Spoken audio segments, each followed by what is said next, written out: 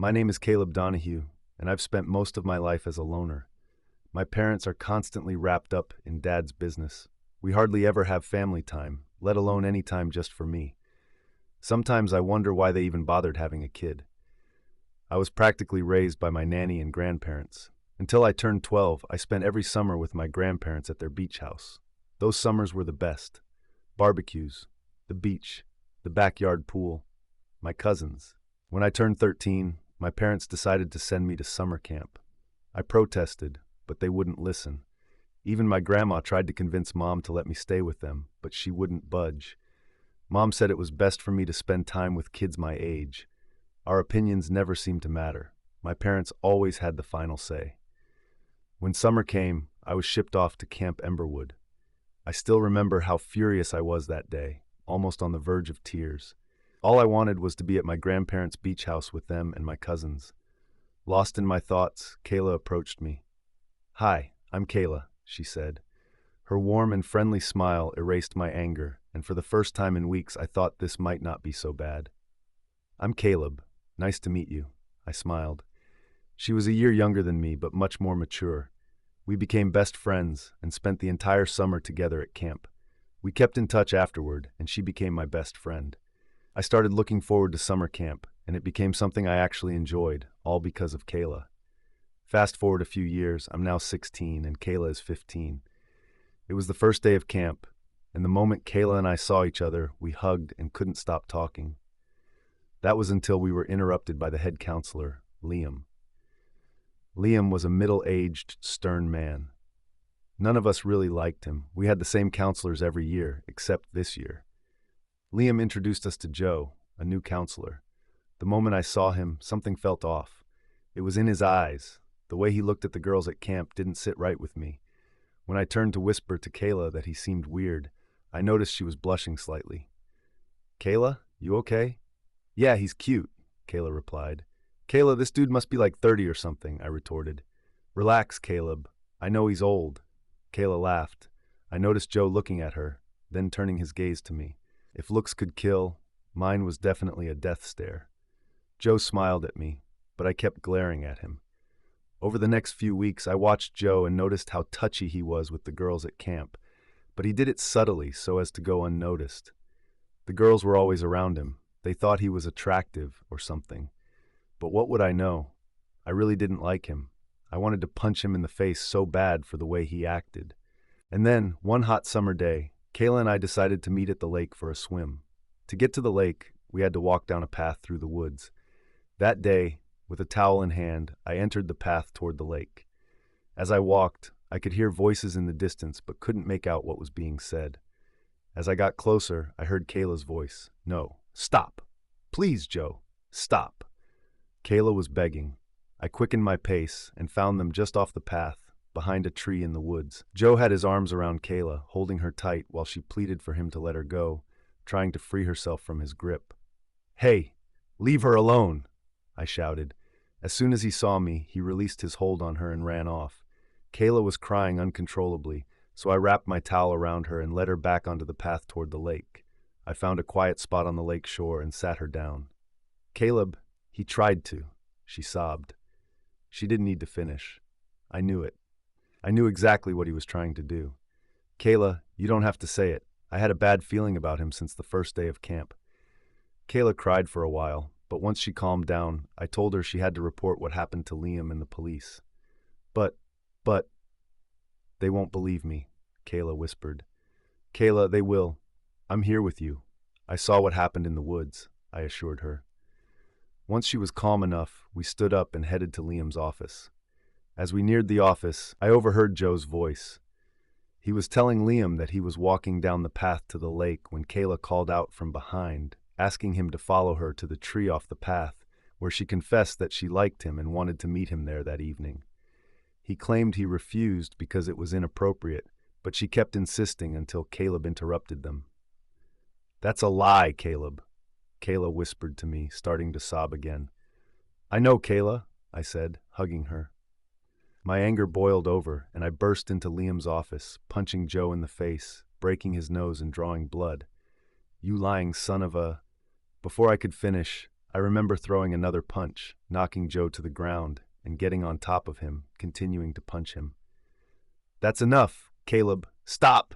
shouted Liam as I was pulled off Joe by two other counselors. Joe was led away by another counselor while Liam and the two others tried to calm me down. "You don't know what really happened," I screamed at Liam. "That scumbag assaulted Kayla in the woods. If I hadn't shown up when I did, who knows what he would have done to her," I continued. Looking at Liam, I could tell he was torn between the two stories. When I saw that, I got up and stormed out. When I got outside, Kayla was gone. I figured she had either gone to her cabin or the bathroom. I didn't go looking for her, wanting to give her space after everything that had happened. I headed to my cabin and decided I wanted to leave that night. If I had to see Joe one more time, who knows what I'd do to him. I tried calling my parents, but as usual, I was met with their voicemails. I knew I couldn't just leave because a release form would need to be signed by a parent or guardian and approved by Liam. I decided I would leave under the cover of darkness that night. I began packing my bag when my phone buzzed. It was a message from Kayla. It read, "Hey Caleb, sorry I left abruptly. I couldn't take it anymore, and just seeing Joe scared me. I'm leaving. My parents are on their way." I replied, "It's okay, Kayla. Please report it to the police. I'm also leaving tonight." "Are your parents coming to get you?" she asked, and I avoided the question, not wanting her to worry. "Grandparents," I replied. "Let me know when you're home safe with your grandparents," she texted back. "Will do. Take care and chat soon," I texted back and slipped my phone into the back pocket of my jeans. That night, when it was dark enough and everyone was out of the cabin, I grabbed my bag and snuck off into the woods. It was dark, and the only light came from the moon above. As I walked, I heard rustling and then footsteps in the distance. I'm a tough guy, but even I found this creepy. For a split second, I thought about going back to my cabin, but then I remembered that creep Joe and what had happened earlier. Determined to reach the highway and get out of there, I quickened my pace, but as I did, the footsteps grew closer. I mustered the courage to turn around and see who or what was behind me, but I saw nothing. I figured it was just my imagination and kept walking. Then all of a sudden, I heard the footsteps much closer, a lot closer, and they were fast, like someone running, really fast. Before I could even turn, I felt a sharp, stabbing pain in the back of my head, and everything went black. I woke up to light rain falling on me. When my vision cleared, I realized I was only a few meters from the highway, but my head hurt so bad. I pulled my phone from my back pocket and saw it was 1 p.m., 2 days later. How could I have been out for so long? I wondered. It took me a few minutes to gather myself, but then I stood up. I looked around and there was no one in sight. I was surprised no one had come looking for me, and I began making my way to the road. The highway was empty, no cars in sight. I hoped someone would come by soon because dark clouds were forming and a storm looked imminent. I plugged in my earphones and listened to the news, which confirmed a storm was indeed going to hit that night. I then pulled out my earphones, not wanting to kill my phone battery. I walked for what felt like an eternity, and then I heard something in the distance. It was a car engine. I turned around to see an old car driving along the road. As it neared, I stood on the side of the road and put my arm out, signaling for them to stop. When they got close, they stopped. An old couple was inside, looking about the same age as my grandparents, and they seemed like nice folks. The old lady rolled down her window. "Where you heading to, son?" the old man driving the car asked. "Bus station, sir," I said with a smile. "Get in, son. We'll drop you off at the bus station in our town," the old man said, smiling. "Thank you, sir," I said, and got into the back seat of their car. The old lady then asked me the usual stuff like my name, where I was from, and what I was doing on the road.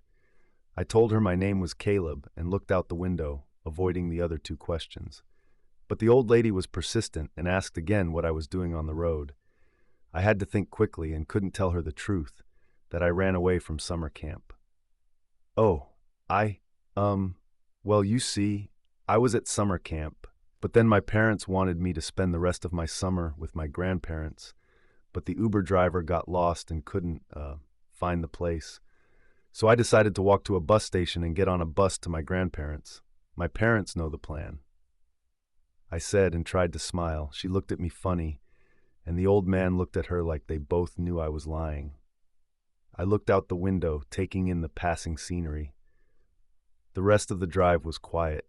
The old lady even fell asleep as the old man drove. They arrived in the town, and the old man drove straight to the bus station. "We're here, son," he said, breaking the silence in the car while the old lady still slept. I opened the door, got out of the car, and thanked the old man for the ride before shutting the car door. He drove off as I walked to the entrance of the bus station. To my surprise, the station was completely empty. I pulled out my phone and saw that it was 4:30 p.m. I figured no one was here because of the storm. I didn't see any station staff either. I headed to a kiosk to purchase my bus ticket, and the only option available for that day was 6 p.m. I bought the ticket and decided to head to the terminal from which my bus was leaving and wait there until 6 p.m. On my way to the terminal, I spotted a vending machine and decided to get a water and a chocolate bar. With my bottle of water and chocolate bar in hand, I found the terminal and took a seat. The bus station was still deserted. I drank about half the water and then unwrapped the chocolate bar. I took a bite, and it tasted terrible. I didn't think much of it, just old stock, I guess. As I sat there, the sky grew darker, and I suddenly felt exhausted and dozed off. I awoke to darkness. It seemed like the middle of the night or something. I looked around, and the place was still empty. I began to panic, thinking I had missed the bus. I pulled out my phone, and to my relief, it was only 5:45 p.m. I still had 15 minutes until my bus was scheduled to arrive. I decided to put in my headphones and listen to the local news to hear what was going on with the storm. The news said the storm was going to hit around 6:30 p.m.